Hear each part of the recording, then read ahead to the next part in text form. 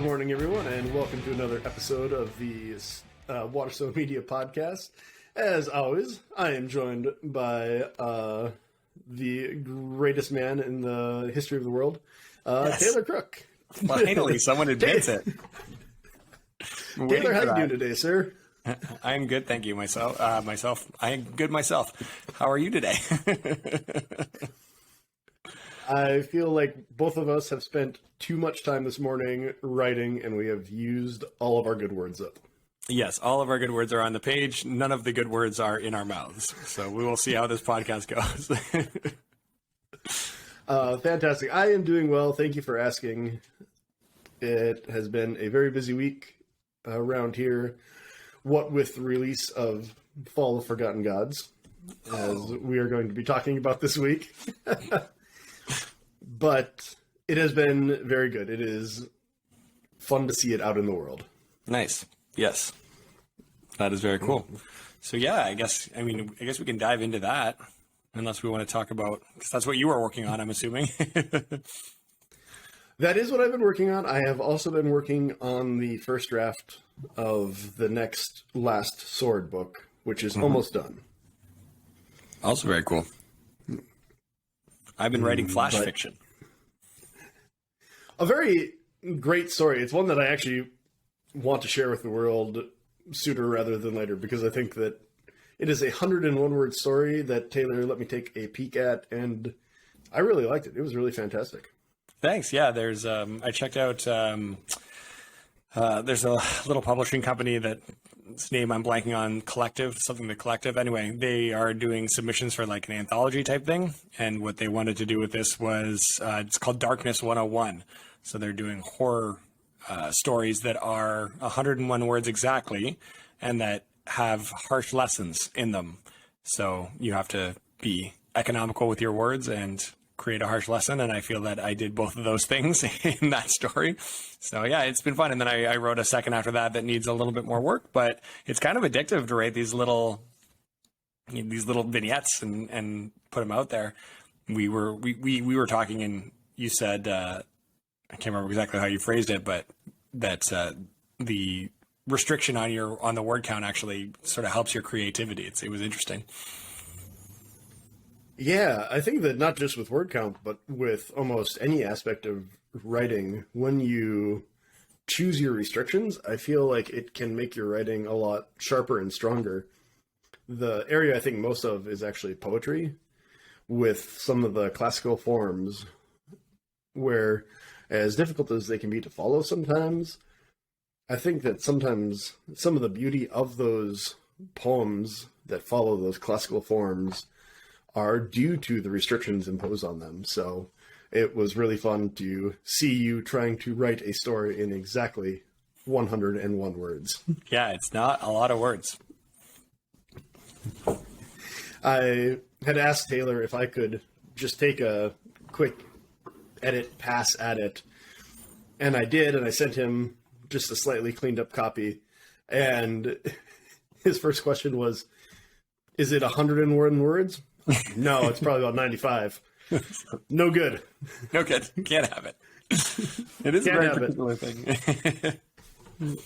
Yes, and I appreciate that pass. It was good. It sort of unlocked it a little bit, so that was nice. That was nice. But yes, so today we are here to celebrate the launch of Fall of Forgotten Gods, book 2 in the Saga of the Broken God series. And Taylor, I believe, in some degree of revenge for the first episode, has prepared a list of questions for me, which I'm only mostly nervous about. Yeah, no need to be nervous. I thought it would be fun, but I thought we could start where we started with Path, and just if you wanted to throw out an elevator pitch for Fall of Forgotten Gods specifically, or even the series itself, because this is book 2. Book 2, yes. Yeah. So however you want to handle that elevator pitch, the doors are closing, so fire away. Sounds good. I suppose I will start with a pitch for the series as a whole, which is the story of a father and a daughter. The father is actually a hero from legend of a time of glory and myth that most modern people think is long gone. But they live on a world that is hostile to them, and they are both searching for answers to the past and what is the purpose of humanity on this planet.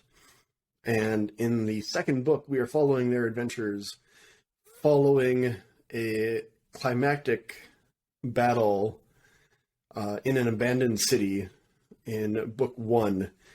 And so they continue their search for answers. They dive deeper into the world. More of the backstory of the characters is revealed, and more mysteries are uncovered, which made it a very fun story to write and a very complicated one. Yeah, that sounds like it's got a lot of elements to it.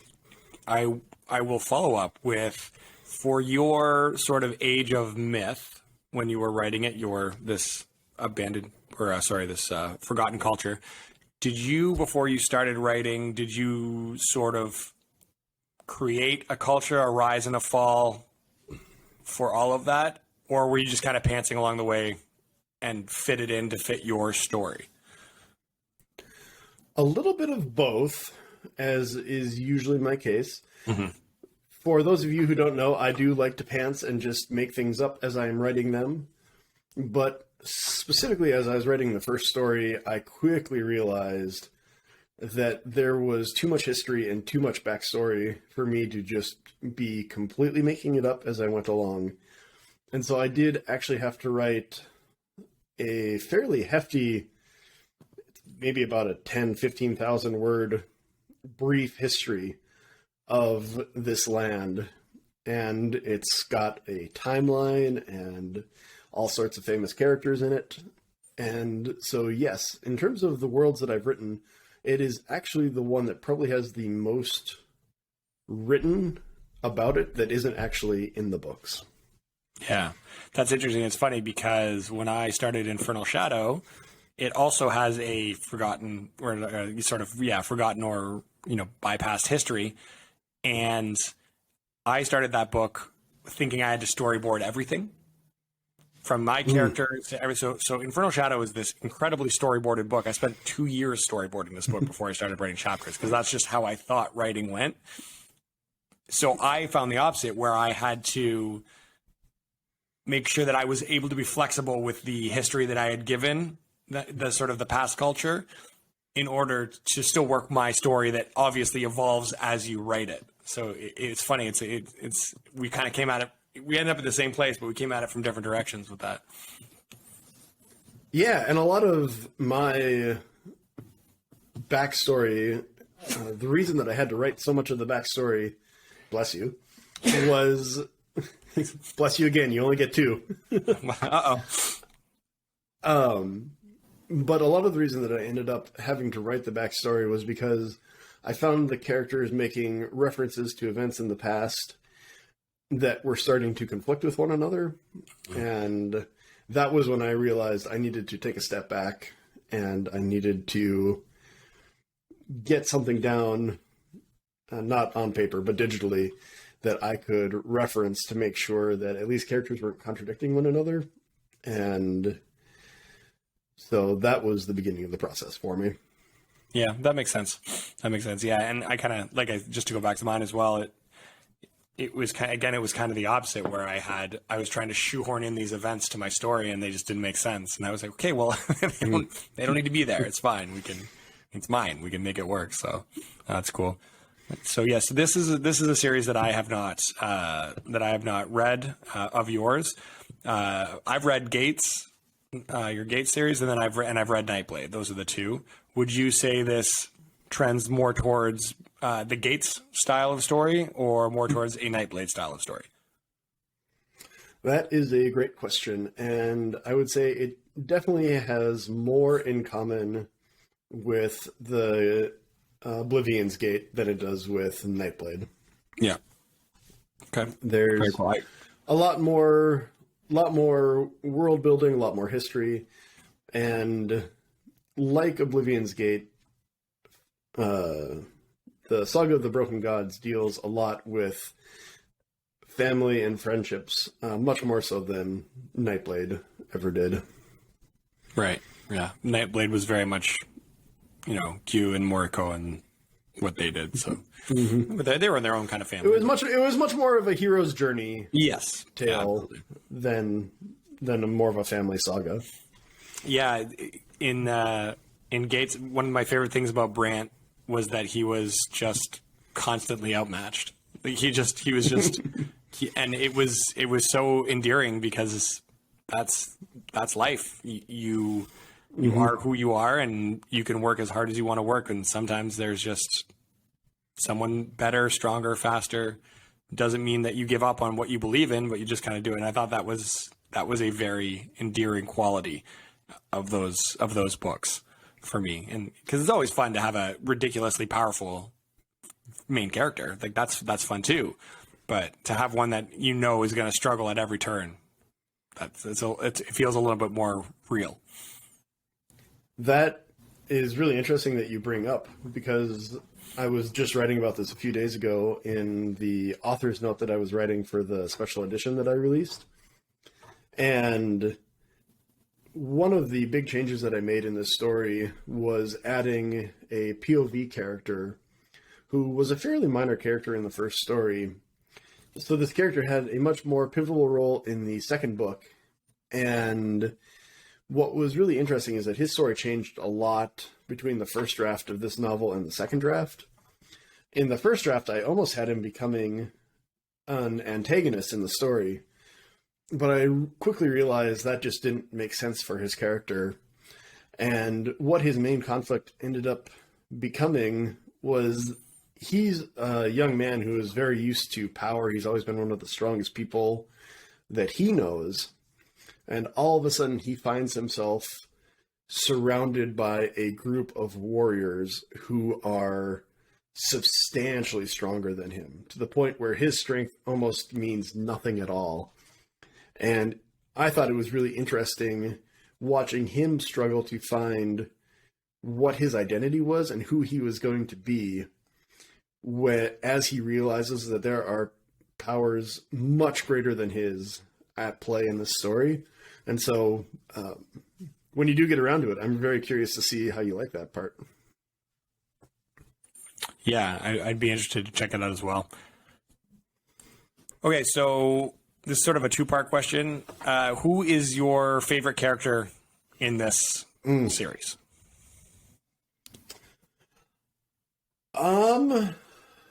My favorite character in the series is going to have to be the main protagonist, Hakan. He is the father of the story, and as you know, I decided to start a family here a few years ago, and so there's a lot of my thoughts and concerns and fears about fatherhood embedded in his character, and because of that, he will always have a soft spot in my heart. Interesting. Okay. And he carries an enormous sword, so that's always fun. Yeah, that enormous sword is always a good time.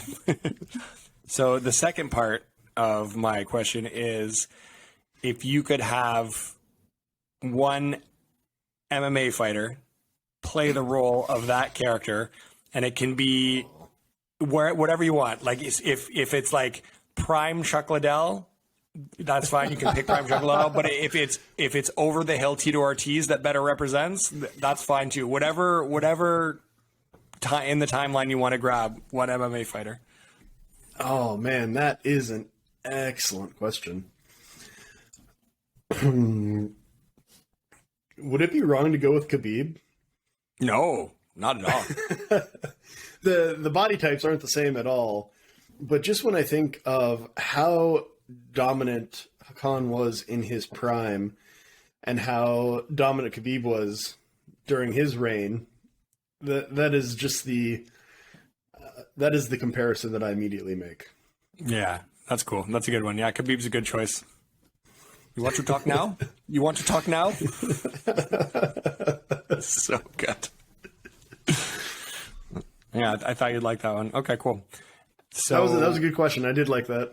Yeah, it's fun. I was thinking about it a little bit when I was trying to figure out who who would play like Torin from Infernal Shadow. So Torin in Infernal Shadow is this. He's a half breed. He's a half human, half what are called granite ogres. So he's a really big dude and deceptively intelligent and quick and all of that jazz. And in my mind, Shane Carwin kept popping up in my head because he was this quick guy, quicker than he should be for a guy his size, big, lunchbox hands.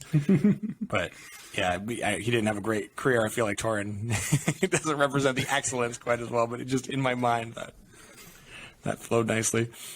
So you are currently working on essentially 3 series at once right now, because you've got Sentinels, you've got your Last Sword stuff, and then the Band of Broken Gods that you're releasing this now. So for those 3 books, and I mean, obviously setting aside the fact that ours is a collaboration, so it's going to differ that way anyway. Does your writing process differ in any way when you're sitting down to write each individual book? That is a good question, and I would say no, not so much. The books are very different in flavor. I think that Saga of the Broken Gods is much more of your traditional epic fantasy. And so that one takes me a little bit longer to write, simply because there's more backstory that I need to check with. I need to make sure that all of my facts are straight. And it's just a more complicated story. Whereas Last Sword, the books are a little bit shorter. The stories are more straightforward. They're very much just good guy versus evil guy. And so they write pretty quickly. But other than that, the process is pretty much the same. It's sit down every morning, write a lot of words, get a draft done, edit, eventually publish. So nothing else too much changes, except for with Saga, of course, I had to write a huge backstory document, which I haven't had to do with Last Sword yet. That's fair.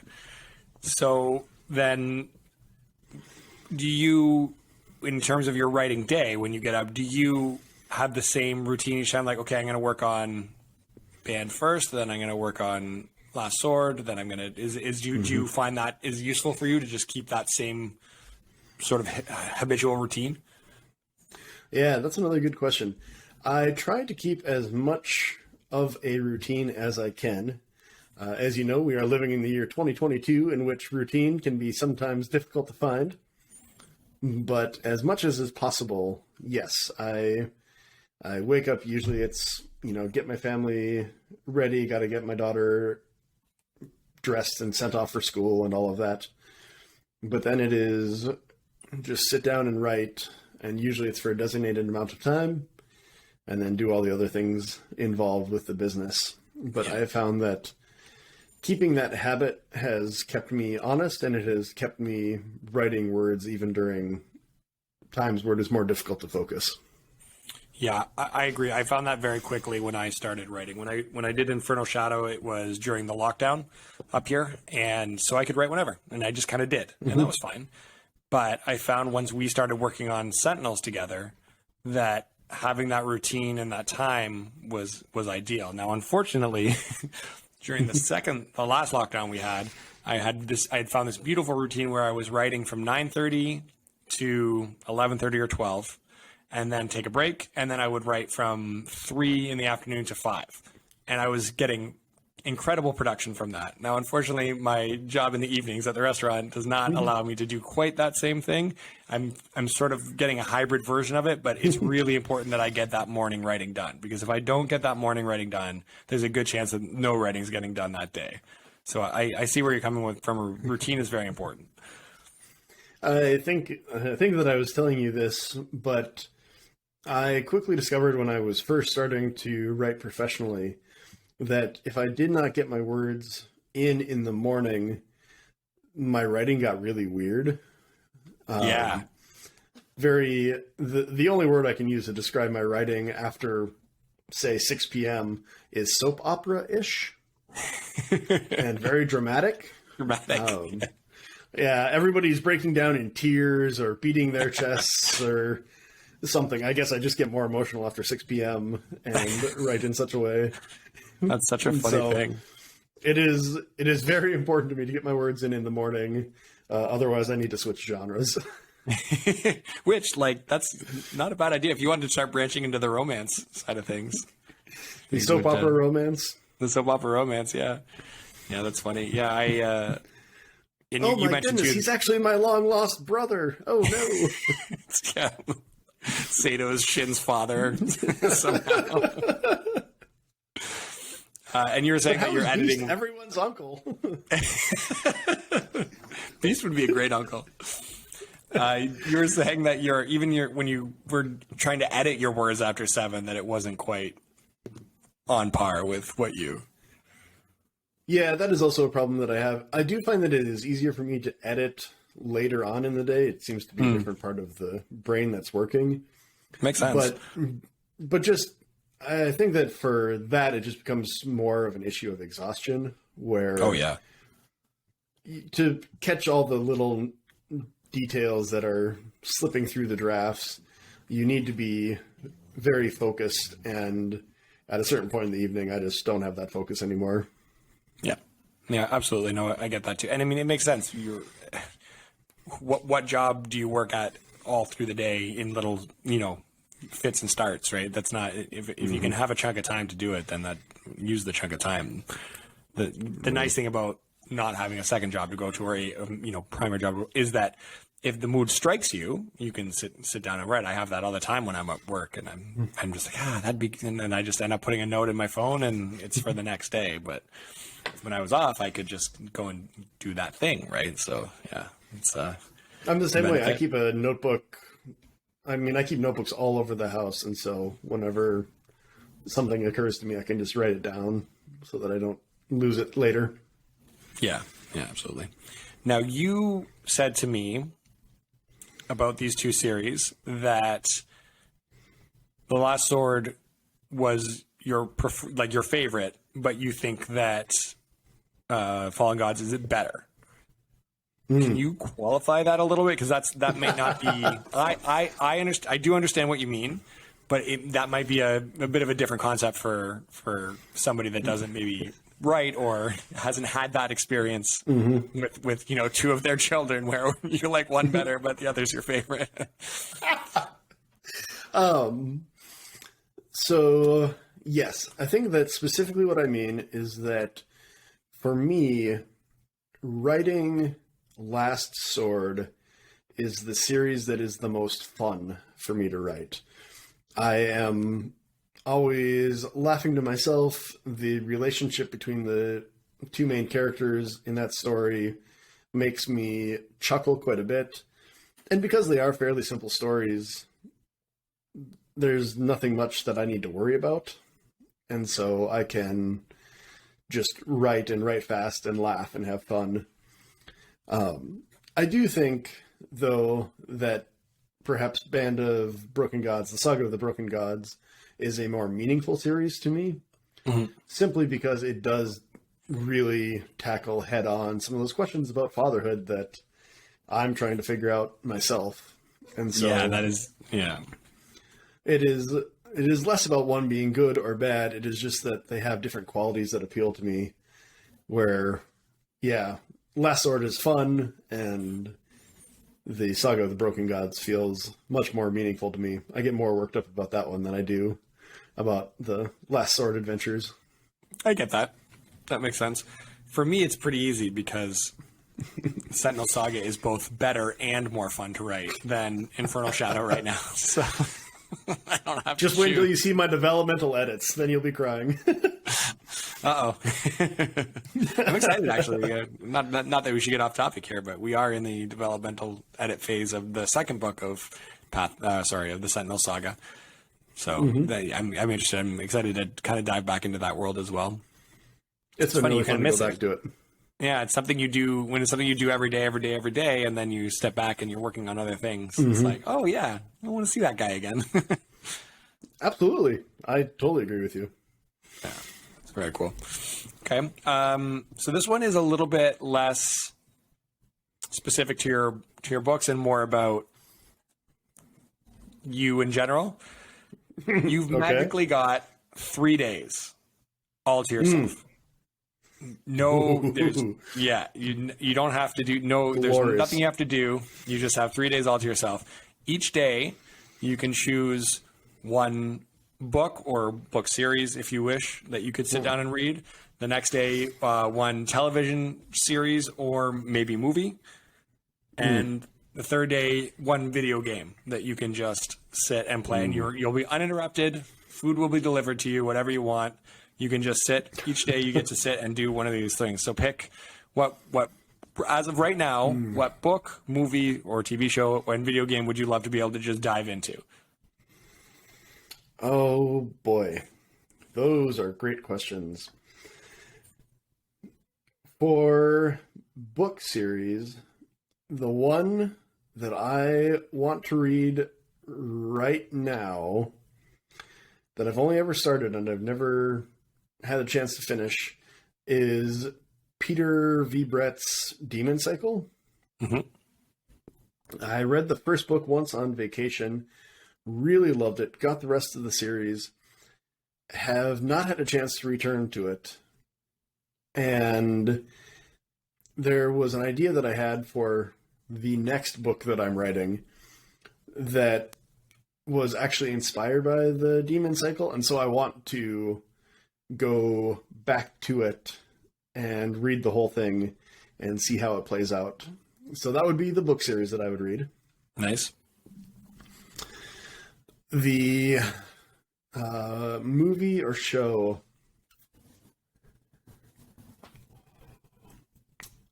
I will probably say, call back to episode 4, that I would go back and watch Dune again. Good call. I have only seen it the once when it came out, and I would really like to watch it again. So that would be fun. Maybe second place finish would go to Breaking Bad, which I keep hearing really good things about, but I have not had time to watch, even though it came out, a decade ago? Yeah, something like that. I'm really bad at watching things. And for video game, do I choose Taylor's favorite video game ever? Because that might be an answer. No, I'm going to go with Doom, the remake of the Doom series.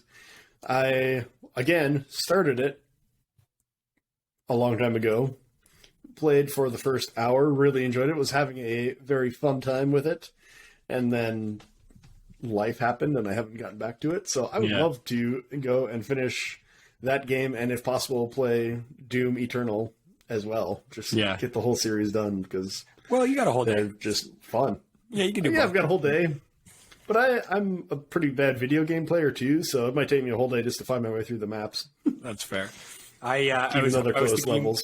Yeah, I was thinking you might go. We talked about this early on in our collaboration, but Ghost of Tsushima, you said, has been sitting on your desk. 'Cause I feel like that's. If you ever get to that game, you're right gonna up love there. It. Yeah, I know. I know that I'll love it. I played 20 minutes of it. I think I got past the opening cinematic, and then again, just never.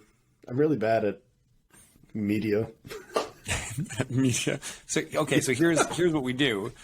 I'm trying to convince Ryan to make the trek up to Canada for my wedding celebration. My wife and I we got married in 2020. We said, screw it, we're just gonna get married on the front porch because we didn't want to wait. But it obviously did postpone our party with all of the COVID stuff. So our party is happening, which is gonna be great. No ceremony, nothing. Just come, drink, appetizers. It's gonna be great. So I'm trying to get Ryan up here. I say he comes up solo for the whole week, and my wife will love this. The week before the wedding, Ryan and I just play video games that he's been meaning to get around to.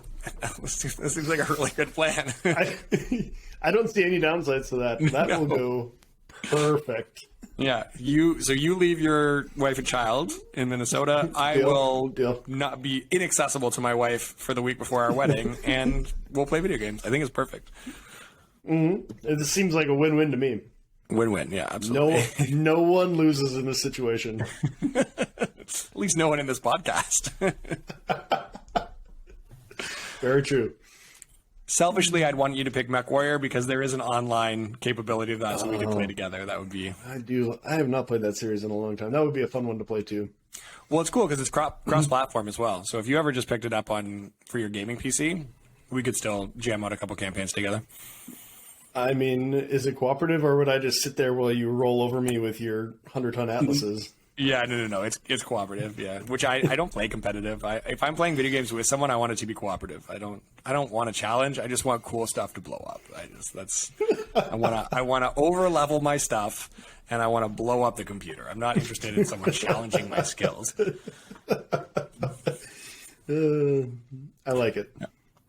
Well, I think that pretty much sums up what I had laid out for today. You'll notice, listeners and watchers, that I didn't have an atrociously difficult game for Ryan to play at the end of the podcast. I thought I'd take the high road on this one. Helps that I have not read these books yet. So,